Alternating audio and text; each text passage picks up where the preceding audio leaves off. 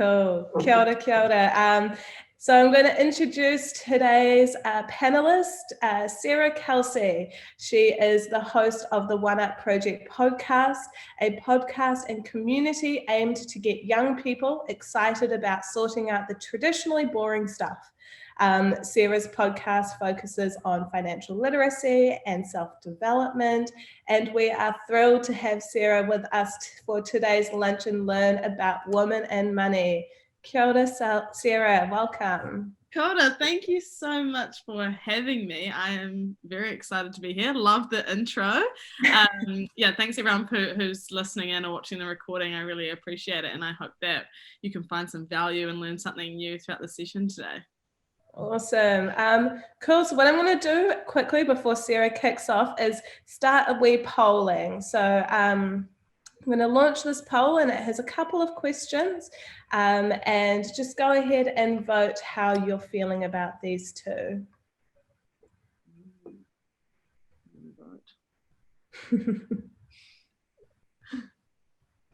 Oh. Hosts can't vote. What's that about? You can definitely share your thoughts on it. We'll just give it a couple more seconds. People are voting.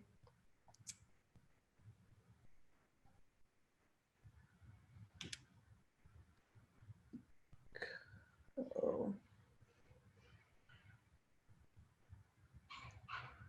Awesome. So what we're seeing here, how confident do you feel about managing investments? Neither confident or unconfident has been the most popular, with a bit, and then followed by unconfident, which is quite interesting. And would you rather talk about money or talk about death? So this is cool. Talk about money. We're loving to see that and hear that from our people who have answered the polls. Cool. So I am just sharing that with you guys. And what we'll do then is I'm going to hand it over to Sarah to kick us off. Cool. Oh, thank you so much. Cool. Let's just jump straight into it. So for those of you listening who have no idea who I am or what I do, as you've heard, my name's Sarah. So I host a podcast called the OneUp Project, and I started this podcast just over a year ago now, to pretty much with the intention of making topics we were never taught in school a whole lot more accessible, for one, but also entertaining and exciting, because I found that a lot of the resources I wanted to learn from were quite dry, quite boring, quite bland. There was nothing exciting about it, and I didn't feel motivated to jump into it. I'd always had this low level of interest in financial literacy and in money, which was lucky, because then I was sort of motivated to continue my education around it. But if you didn't already have that kind of interest in developing your own education, why would you go and seek out some document or some course around financial literacy or whatever it is when it's not exciting to you? You're just not going to be motivated to do it. And ironically, that then ties into other things, like why would you want to budget or save money or invest if you don't have a strong sort of purpose, or you don't find it exciting, or there's no sort of real motivation for you to do it. So I wanted this to be a resource that was super relatable and not intimidating, so that anyone could come and jump onto an episode and not feel like they were being like attacked or bulldozed for the things that they hadn't already had sorted out. And so the ethos for the way that I like to run the OneUp Project is that I am not a financial advisor. I'm not, an expert in providing advice around personal situations. So yeah, again, don't take any of this as gospel. Reach out to a professional if you need advice. But my thing is more that I'm learning alongside the audience, and I am taking on all the resources and the education that is given to me, sharing that with everyone else, and then sort of making up my own conclusions and sharing my own journey about my personal financial situation. And I like to be quite transparent about that, about what I'm doing, how I'm investing, how much money I'm investing. And like, I try to answer those questions as honestly as possible, because I think that if we don't open up these conversations surrounding money, then how on earth are we going to feel confident or empowered to do so? And so, yeah, basically I'm happy to go and ask the traditionally dumb questions to any of our guests so that you don't have to, and so you know that you're actually not the only one thinking those things. There's everyone else is thinking those things as well. And women and money has always been a topic for me that I've obviously been really passionate about. It's an issue that affects all of us, and there's lots of stats to back that up as well, which we'll get into. And it's a topic I've tended to cover on some episodes specifically about that, but also just with as a theme within a lot of my other episodes, it tends to come up a lot. And so it's interesting learning from other women who have kind of been able to push past that and reach their own kind of financial freedom, and talk to them about how they've gone on to do that. And the reason I sort of couple self-development in with financial literacy is because I think it all interconnects, right? So you developing yourself, you learning more about financial literacy and educating yourself around finances is a part of your personal self-development. It is a part of you becoming more confident in yourself and who you are and being able to make those decisions. And what I've found through having this podcast is that one of the biggest issues that face everyone is a lack of self-belief and not believing that they can do something, or they should, or it's possible for them. And without that, you're not obviously going to push past to reach out to someone for help, because you don't believe, one, that you could probably achieve it, and two, you feel like you're going to look like an idiot, which is one of those big stigmas that I try to push down as much as possible. And I often say, I make mistakes, I'm not perfect, I've done things in the past with my money that wasn't the smartest, and I'm happy to admit that so that other people can kind of relate and learn from it, because a lot of us have made the exact same mistakes. A lot of us have gotten into debt when we shouldn't have. A lot of us have taken out debt for uni that we didn't need, that we're using to fund our nights out. Like, a lot of us have done things like that maybe aren't necessarily regrets, but had we have gone back and done it all over again, we probably wouldn't have done it in the same way.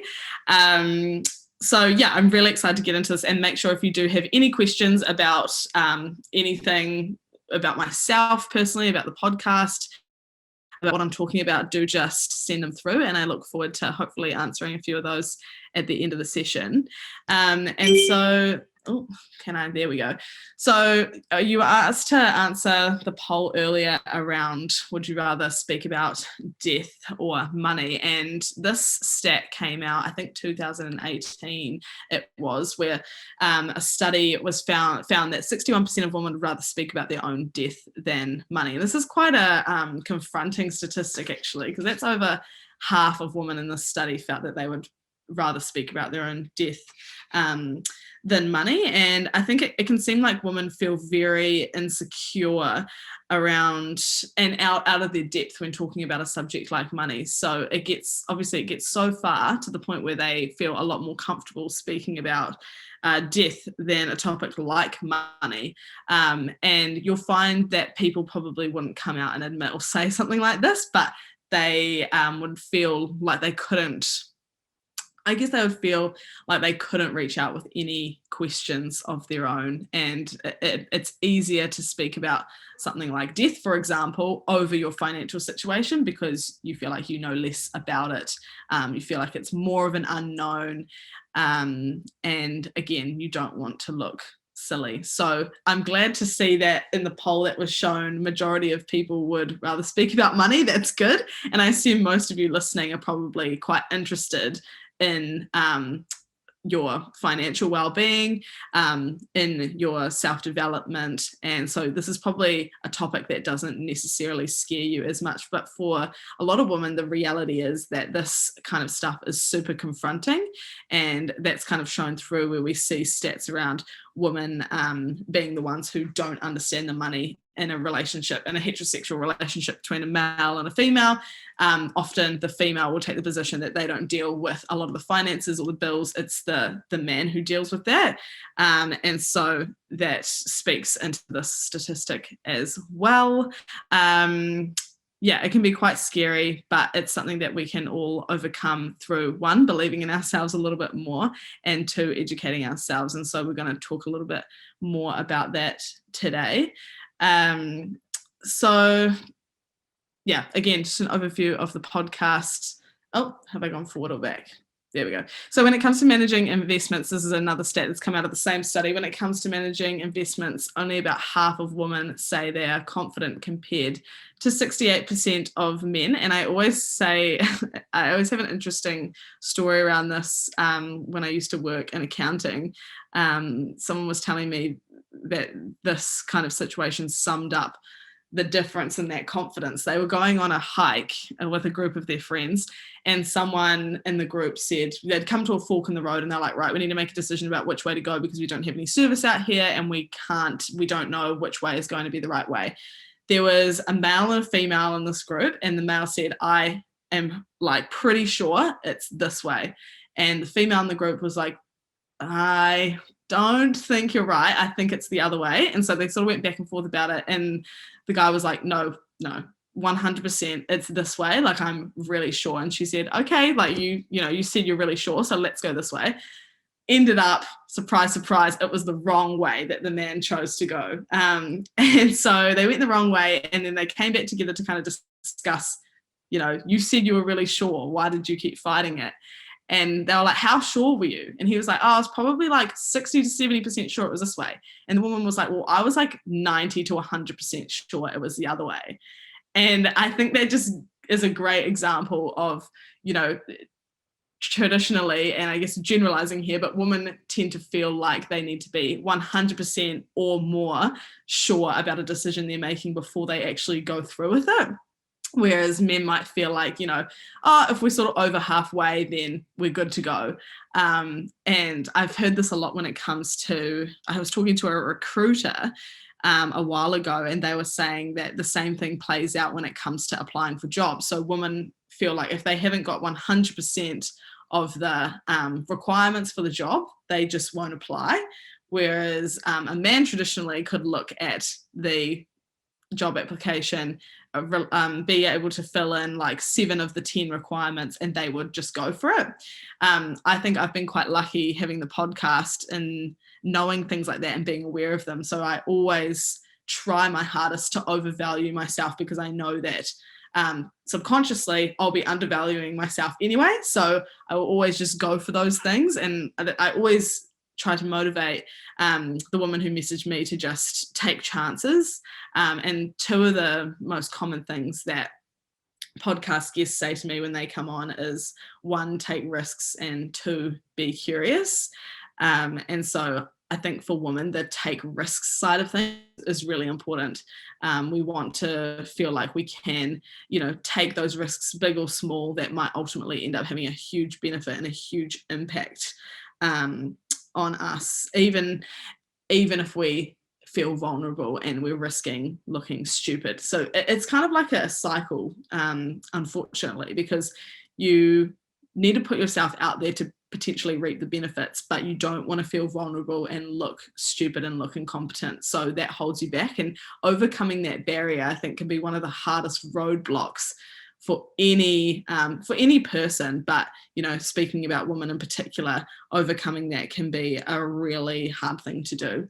And then another stat, 77% of women say they see money in terms of what it can do for their families.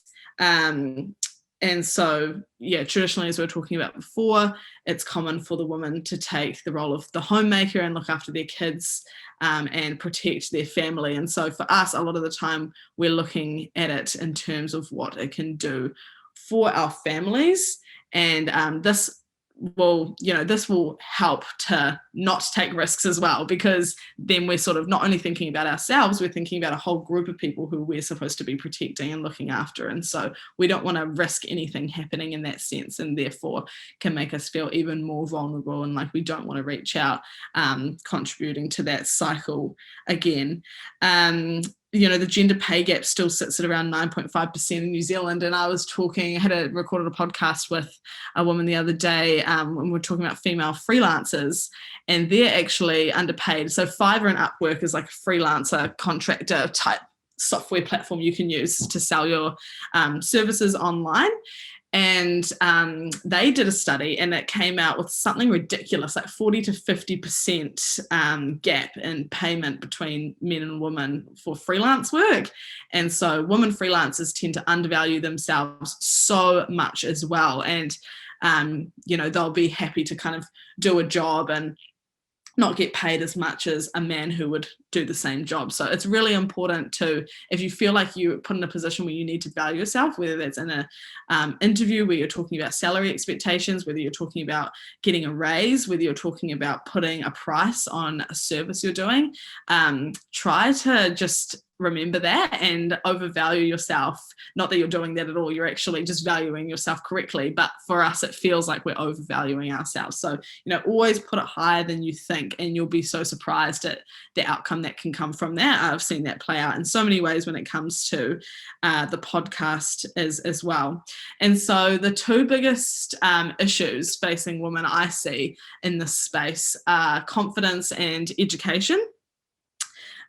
So the confidence part of it, not wanting to look stupid, feeling like we can't reach out and ask questions because, again, we feel like we're going to look incompetent, like we can't handle it, and we want to look strong. We want to come across like we can do it. But I think that also goes to say something else around what the definition of strong is, and how coming out to ask questions is a part of that strength, and feeling like you can be vulnerable. Like there's so much strength and vulnerability. It's a common thing that's said, but it's so true.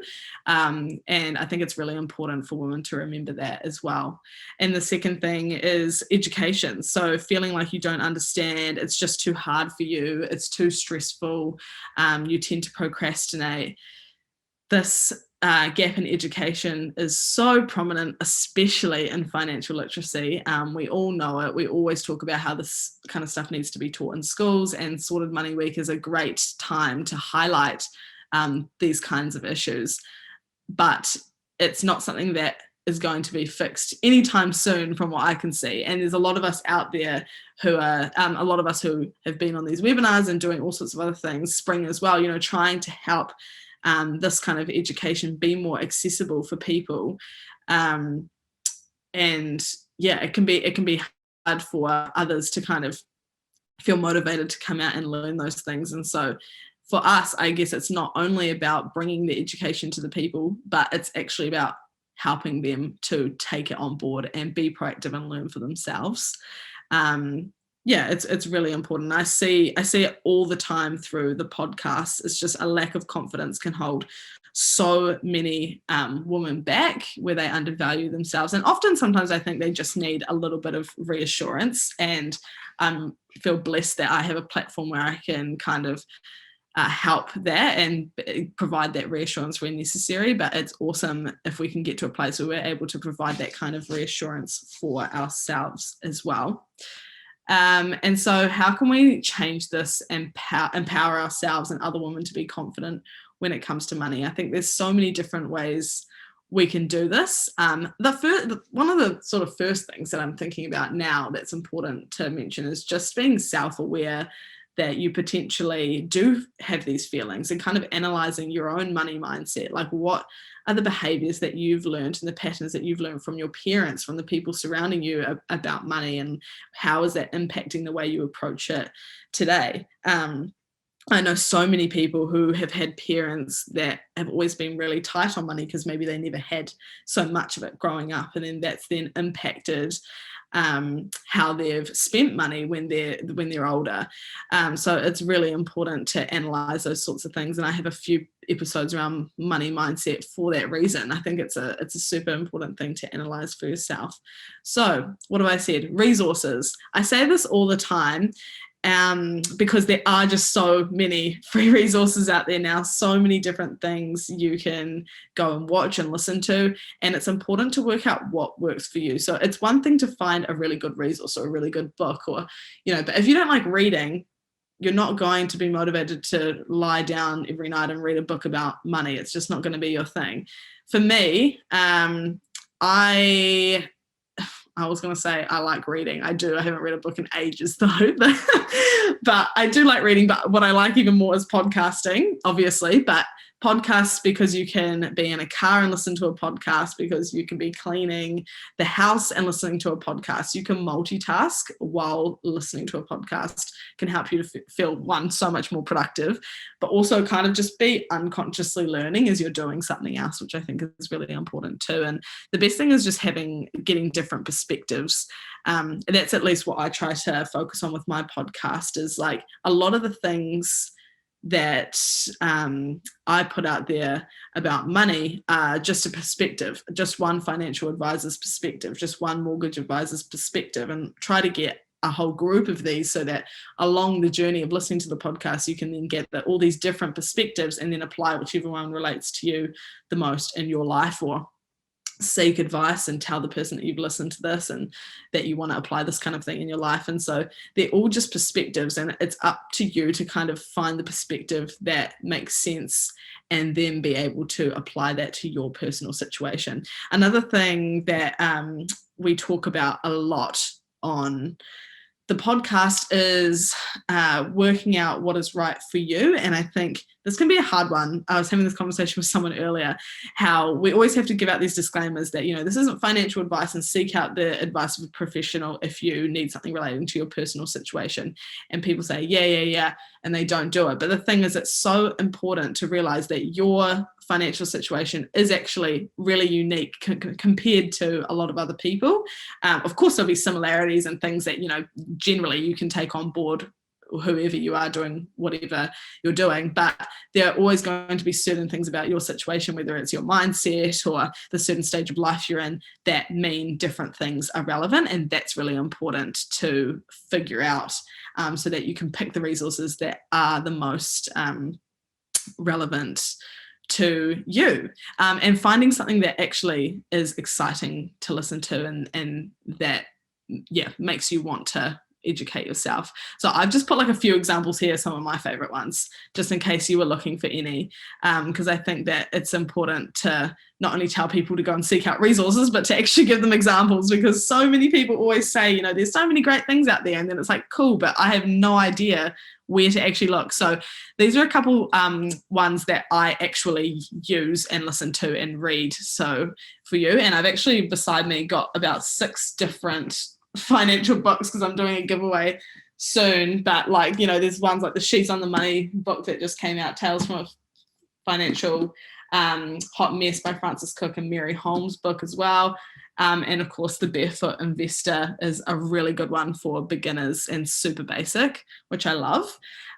So there's lots of different books, and finding the person you resonate with the most is going to help you. Same with podcasts. Like for me, that's what I wanted my podcast to be, was super relatable to a certain kind of person, and it won't be relatable to everyone, but that's when you find something else that works for you. Because another thing you might experience is how you tend to avoid, when you feel insecure about something or you're not as confident, you tend to avoid things to do with that. So if you're really feeling really uncomfortable about talking about your finances, you might find it super hard to listen to a podcast that is talking about all the things you need to do to sort your money out today. Like maybe that's scary to you because you just want to focus on one thing, or you feel like you haven't got anything sorted, so you just need something really basic, or you just need to read a couple pages or one blog or something like that. So that's why I kind of emphasize the importance of finding what works for you, because that's going to be the thing that actually pushes you to educate yourself.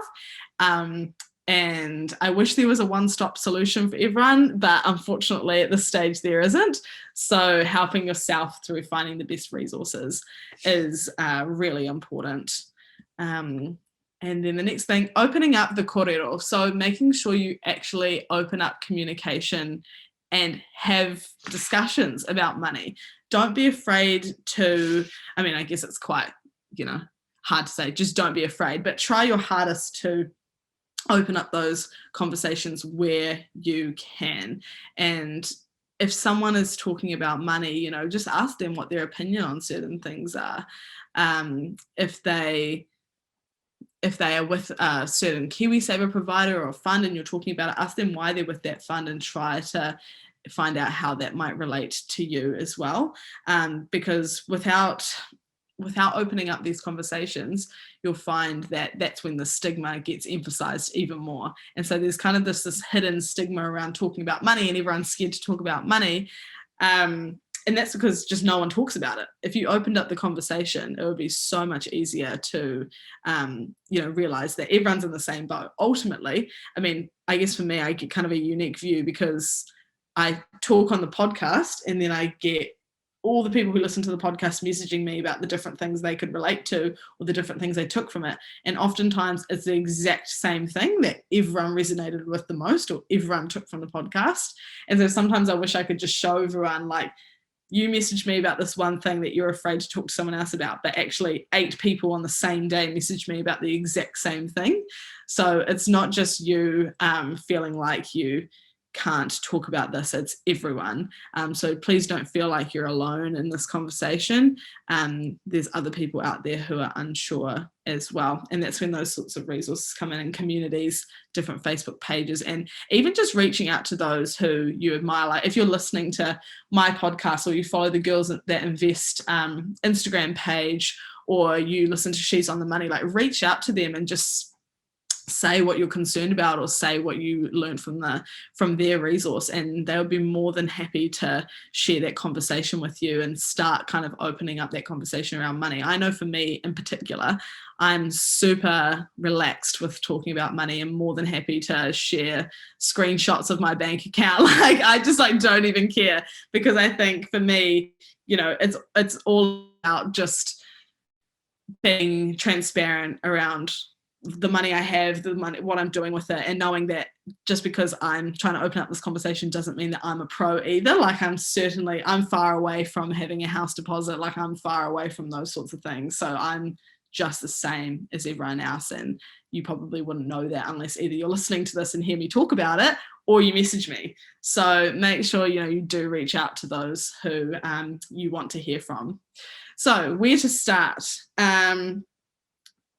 Here, I think it's important to break it down into steps, because that's the easiest way to look at it really, is just step 1, step 2, step 3, and following them through, instead of thinking, oh my God, I have to worry about KiwiSaver, I have to worry about budgeting, I have to worry about, am I going to invest? What am I going to invest in? I haven't even started saving for a house deposit. How am I going to get into and buy a house if I live in Auckland or anywhere, or, those sorts of things.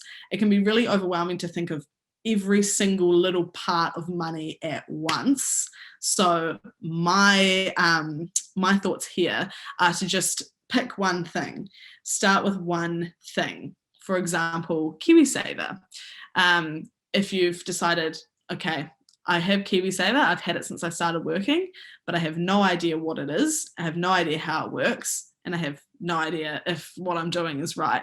And this is a common theme for so many New Zealanders in particular, is that they sign up to KiwiSaver, or they're told it's a really good idea, so they just get it, and then they actually have no idea how it works. And so the first thing would be, if you're listening to this, to remember that KiwiSaver is an investment. So you're investing when you're in KiwiSaver. It's not just putting money away and that's it. So there's a couple little things that come into that. And, there's probably people listening to to this webinar now thinking like, of course, that's obvious, but it's not. Like there are so many people who still don't understand that, and that's completely fine as well. So definitely, don't be afraid to reach out about things like that you think are really basic and I should know, because I'm telling you, there's always at least one other person who's just as unsure. So starting with KiwiSaver, start with your resources. Seek out KiwiSaver related resources from one of the ones from before, or another one that you've seen. You can literally, if you have a podcast that you like, for example, just take mine. If you type in the word KiwiSaver and then OneUp, it'll come up with all the podcasts I have that have KiwiSaver in the title. So any of the ones to do with KiwiSaver, you'll be able to find. And you can do that the same for any other podcast. So if it was like She's on the Money or Girls That Invest or It's No Secret, you could just put in the word KiwiSaver and then the podcast name, and all the relevant podcasts would come up. So that's a really good place to start. You could even just type in KiwiSaver and then it would come up with all sorts of different ones. But yeah, if you're wanting to learn from that relatable voice, that's really helpful. And then for KiwiSaver, there's kind of 3 main things you want to look at. That's your fund, your provider, and your rate. Are you in the right fund? Are you with a provider that you trust and that you can reach out to and that is right for you? And are you on the correct rate? Again, this is when it comes back to your personal situation. These things will change depending on where you are at in life and what you're sort of looking to do with your KiwiSaver and all of those sorts of things. It's actually not that difficult to understand, but looking at those sort of words sometimes can be a little bit overwhelming. And there are so many blogs that break down and podcasts that break down the definition of those things and can really help you to sort it out. Another thing I always recommend people doing when it comes to KiwiSaver is reaching out to your provider. I don't think a lot of people do that, actually reaching out to their provider and talking to them, and they should be, more than open to helping you work out whatever it is you need to work out. The next thing is seek advice. If you feel like at this point you're needing a little bit of extra help, seeking out the advice of a financial advisor can be great, or the advice of people you trust. This is always a controversial one because it's like, do family, do friends know best? Sometimes no, sometimes they don't know best, but it's another part of opening up that communication and opening up those conversations and just not necessarily taking on every piece of advice that everyone has, but learning from those perspectives and thinking, is there something here that could apply to my situation? And then the last step being apply it. So go out and actually change your fund, change your rate, change your provider if you need to. Practically doing it is obviously going to be the most important step here because that's what's going to change what you do. So yeah, coming back to women and money, like I said, it can be really overwhelming to think of all the different things you have to get sorted because you feel like there's probably also so many other things going on in your life. You just wish you could sort all of your money things in like one go. Often it's not as easy as doing that because it can take up a lot of time and it can also be really stressful. So reaching out to people you care about to do this alongside them is a good one as well. And then just picking one thing, starting with one thing. If you want to get your budget sorted, start with that. KiwiSaver sorted, start with that. And then just work up from there because sure, there's benefits to having all of this sorted early, but there's also benefits to doing it in a way that isn't detrimental to your mental health. So, making sure that you consider that within what you're doing as well. So before you starting with why is so important. I just read the book Start With Why by Simon Sinek, so I think I'm kind of influenced by that at the moment, but it's so important to start with why for your savings goals or investing goals or whatever your financial goals are. So for me, I have always been told, just like everyone is, that it's so important to get a house and get on the property ladder, etc., etc.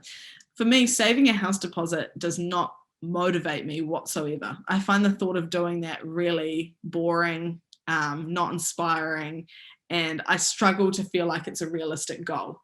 I feel like it's so far away. I'm like, how am I going to get there? Etc., etc. For other people, the thought of owning their own home and designing it and like that kind of thing is really exciting and that motivates them, and that's why it's obviously important to work out what works for you. But for me, it's just never been the case. So I have to switch my why. I have to switch my reason for wanting to save, wanting to budget. So for me, I've changed that goal to have a certain amount of money in my investing portfolio, and you could change this to your KiwiSaver as well. So I could use the money within my portfolio to purchase a house, to contribute to a house deposit. I could also use it for a number of other things. But the thing is, that is going to be motivational in order to get me to save. And the reason that that's motivational, you probably think, why, how is that inspiring at all? But I really enjoy investing. I think shares are so interesting. I think it's so much fun to contribute money to something that you can see growing. I think it's cool to see how external forces have an impact on the market. I think it's really interesting to me. And I think it's cool because I feel like I'm in control of something, which is actually ironic because you're not in control of the markets at all, but it feels like I'm in control of what's happening with that money and I can kind of have an impact on that. And I guess it empowers me because it feels like I'm doing something that feels intelligent with my money and I can actually have some kind of impact on what they will look like long term. So it's really important to pick a reason or something to help you grow in that sense. I did a few polls on my Instagram the other day around this, and I asked people what was their why for saving, and I don't think a single person had the same answer. Thinking about it now, like everyone had a different why. Like some people it was for their kids, some people it was just for financial freedom, other people had really specific like situations that was their why for saving. Like some people were saying, because one time I got into debt and I couldn't go on a holiday and it resulted in this happening, and so I never want that to happen again, and that was their why. And that's really cool because it's so personal to you. And again, this is what's going to stop you from spending all your money on a night out. This is what's going to stop you from buying that dress that was really nice but is $400 or whatever it is. Like these are the things that are going to stop you from doing those things that you don't need. I'm all for treating yourself though. I think it's really important to treat yourself. Another thing I actually talk about all the time is the correlation between binge eating mentality and like binge spending mentality. So if you're holding off from spending for so long and you're just like, I'm saving, you're going to want to binge after that. You're going to feel like you've just been restricting yourself for so long that now you just need to spend all of your money. And I know for me, I'm the kind of person where like I could hold off spending for ages, but as soon as I make the first spend on something new, it's like a downhill thing from there. I'm just like, right, what's the next thing I can buy? And I'm just like going off the cliff, crazy if I restrict myself. So it's really important for me to give myself that breathing room where I do buy things for myself that are just, consumer spends, not any kind of productive asset or anything like that, just fun things for yourself, so that becomes a lot more consistent as opposed to just falling off the cliff every now and then kind of making a way back up again. Another important thing to remember is that the hardest part about all of this is starting and actually just making moves to making some progress. It can be really hard to start, and I always relate this to doing like a uni assignment where you will do it last minute, and then once you're finished you're like, oh, if I had started that earlier it would have been so much easier, and so it wasn't even that bad. And it's the same with your financial situation. You'll find like once you sort one thing you're like, oh, it wasn't even that bad. I wish I had done this like a year ago when I originally thought of it. And so I kind of always relate it to a bell curve.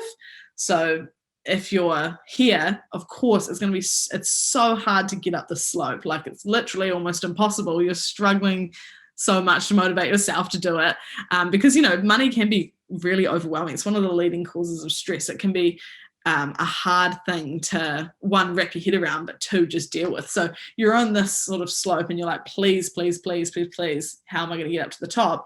As soon as you get to the top of that bell curve, as soon as you hit over sort of the tip of it, it's so much easier on your way down. You find everything goes a whole lot smoother. You've already got resources you go to help you. You've already reached out to certain people who you can reach out to again. You've opened those conversations.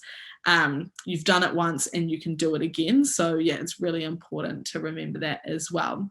So I had a few important last reminders, and a lot of these have been inspired by Sorted's 20 Things Women Should Know About Money. And if you haven't seen that, I think it's on their website. If not, hit me up after this webinar and I can send it to you. But it's a really cool document that they sort of did for women and money, and it shows 20 important things, and there's a few on here I've taken and adjusted. The first thing is that it's really important to understand why being independent with your money is crucial, like why we should have to do that, because I think a lot of people think, oh, it would just be awesome if someone else took care of it for me, and I don't have to deal with it, and that's totally fine. But there is value in having some understanding for yourself and being independent with your money. And that can be a really important thing. You never know what might happen in life. You never know when you might have to handle things on your own, whether it's because of a breakup or whatever reason it is. You never know when those things might happen. So it's important to have kind of a base level of understanding, or at least a base structure or foundation, a base foundation set up for yourself, so that when those sort of situations do happen, it's not just you're thrown a massive curveball and you can't get back out from it again. So yeah, another stat that you might have heard is that women on average live longer than men.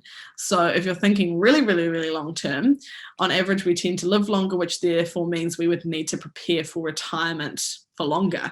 So we might actually need more money to survive for longer. And so it's important to prepare just in case in that sense as well. And, you know, there are so many tools on the Sorted website in particular that can help you forecast out things like your KiwiSaver or your retirement fund and help you with those sorts of things. And they're really easy tools to use. Another one of my favorite ones on the Sorted website is the Fund Finder. And that helps you to pretty much analyze and compare all the different funds. That's what I use to pick the one that I'm in now. And I found it to be a really helpful tool. So the next thing is women aren't good at putting themselves first, but paying yourself first means you'll be set up to help your family and help yourself achieve goals. So making sure that after sort of the necessary expenses are taken out, you are paying yourself first through, you know, investments or whatever you're doing, putting those into the relevant important accounts. Arranging automatic payments into savings accounts is a really good one too. I'm one of those weirdos who used to love like manually transferring my amounts into my savings accounts, I think because it just made me feel more in control. And I don't know, I just enjoyed doing that. But most people aren't weird like that. So I would set up, automatic payments so that you don't even need to think about it. And you know, every time you get paid that's already sorted. It's a stress off your mind. You don't need to go and deal with it yourself, which means you can get on to doing other things that you enjoy a whole lot more. Surrounding yourself with good resources and support to keep you motivated, you know, making sure you have good people around you who are also keen to open up the conversations around money, because you've also got to think, you know, if you're afraid of talking about money and opening up these conversations, is that a result of the people around you? Like, are the people around you sort of contributing to that stigma, making you feel guilty when you want to talk about money, telling you it's rude, telling you it's this and it's that? I mean, obviously there's a way to go about these conversations, but if these people are saying these things to you constantly and you just want to learn, it's probably a good thing, a good reminder to think, is this really the right people to be surrounding myself with? Work out a budgeting system that works for you, whether it's a piece of paper, an actual financial planner, a spreadsheet, whatever it is. If you have no budget, just start with all of your incomings and all of your outgoings and work out, you know, what's the variance between those two and do I need to adjust accordingly? It can just start off with a piece of paper. You don't need anything fancy. There's also hundreds of budgeting templates online if that's more your vibe. And there's a few other things out there too, but I would start with that if you have like absolutely nothing. There's also a budgeting tool on Sorted as well.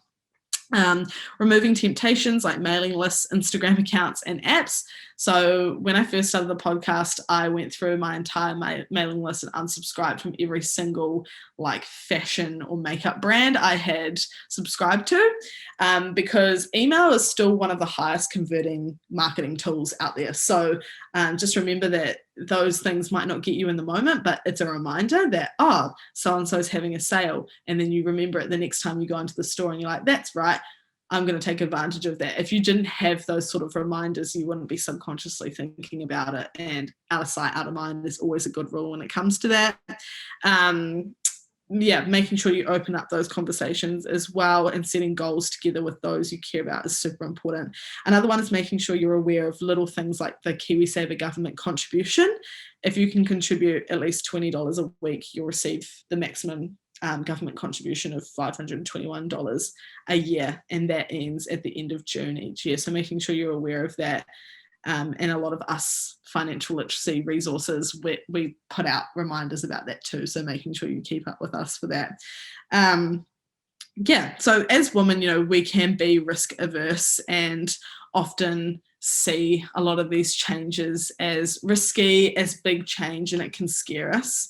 But it's important to, at the very least, be self-aware of what you can change and make efforts to do that where it feels appropriate for you.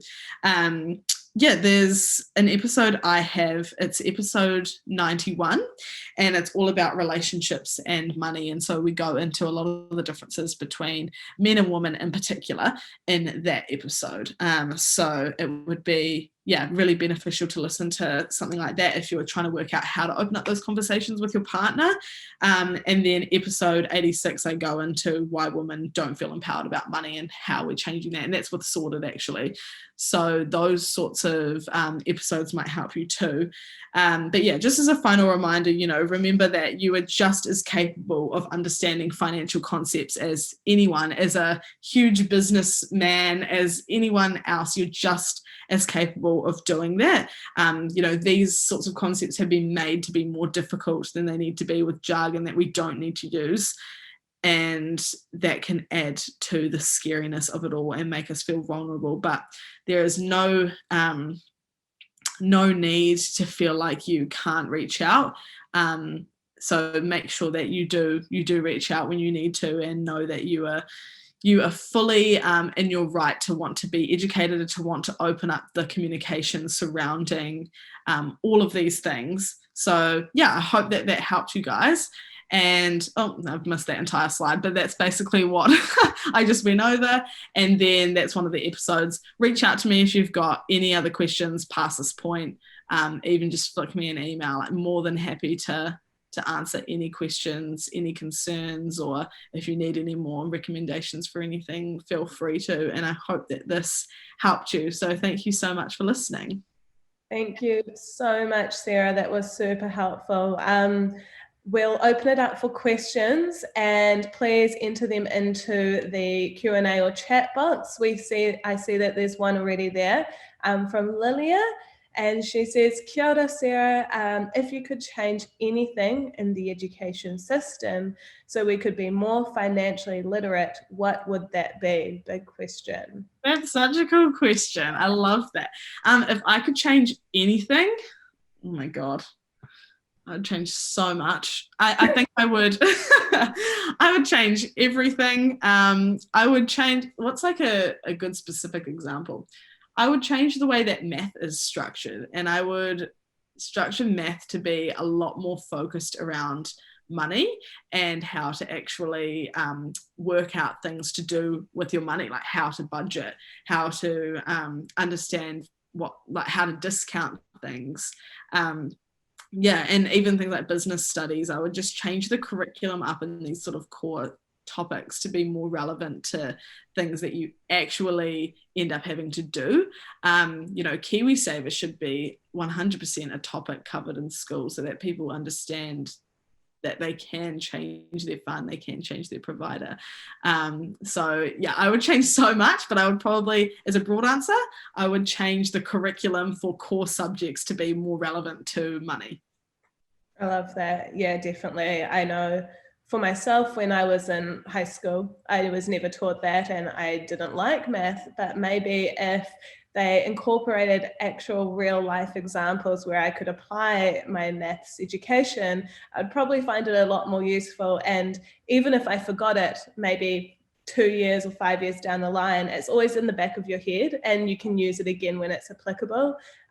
So definitely having that there for sure. Yeah. One question I have is whether you're seeing any trends or changes, or hearing any trends or changes when it comes to women and money. I think that I'm seeing the change that more women are interested in being empowered and being educated in their financial literacy. I don't know if that's just because I have a financial literacy podcast, so it's obviously going to attract more women who are actually keen to learn about those things. But yeah, I definitely see now, I guess even from the start of the podcast, like for me, I had girls and women who were unsure about certain things to do with money, and I still message them all the time to this day, and we're talking about things that are so much more advanced than what we were talking about when they first started listening to the podcast, and they update me on different things they're doing. And I think being able to see that development and sure practically what they're doing, but that interest gives me hope that that they're sharing that with their friends, opening up communication. And so generally women are a lot more interested in their money as a whole and are therefore changing things as a result. Yeah, that's cool. And like you talked about throughout your presentation, some of the things that I'm hearing a lot of is having that transparency. So opening up that conversation with people so that we are more transparent about what's happening with our own money situation, so that we understand that actually we're not in these situations alone, that usually there's someone else that might be feeling a similar way or be struggling the similar battle that you are when it comes to your finances.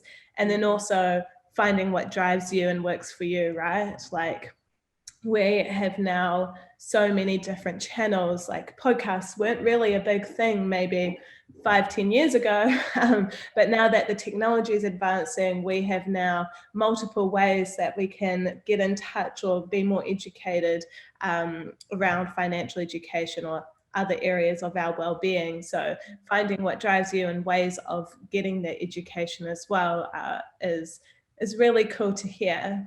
100%. I know you also touched on it before just a little bit, and I think it's relevant to one of the podcasts you've done, but are there any differences between a woman being in a relationship versus a woman being single in their relationship with money? Yeah, I think that it can depend on how long you've been in the relationship as well. Like if it's sort of early in a relationship, you might have a little bit more independence with your money. You might not even want to combine your finances with your partner. But the longer women are in these relationships, if they don't take on the role of looking after the money, they tend to become a lot less confident and a lot more vulnerable when it comes to these conversations around money compared to someone who is single and I guess is kind of forced to be in the position where they need to be independent. But then I guess vice versa, if you are coming out of a relationship freshly single and you don't have that independence with your money, you're going to be feeling very vulnerable. So I think ultimately, yeah, the impact it can have depends on the length of time you're in the relationship for, and also your previous money mindset and what kind of things you've been talking about money. If you kind of you grew up with seeing relationships around you where the man in a relationship, in a heterosexual relationship, was the one that looked after all of the money, then that might be what you feel is the norm, and so then you carry that on in your life as well. And so those sorts of things can definitely affect you and can play out differently when you're in a relationship versus when you're single. Awesome. Yeah, definitely circumstantial, but really interesting to hear how your relationship with money can change with changes to your relationship. For sure. Awesome. Well, we've only got 5 more minutes left. If there are any more questions, I'll give us maybe a couple more seconds to pop them up. But other than that, just to let you guys know that obviously this is a recorded session, so we'll be sharing this later. So you will have access to all these awesome tips that Sarah has shared with us today to watch in your own time. And you can, definitely have access to that. We'll be sharing that on our socials and in our newsletter. Thank you so much for having me. Oh, thank you so much, Sarah, for popping on and spending a good hour with us on your Friday lunchtime. We will say thank you to everyone else for joining us and give you a few more extra minutes to spend your Friday lunch. Thank you, everyone, and ka kite anō. Thank you. Have a good weekend. See you later. Bye.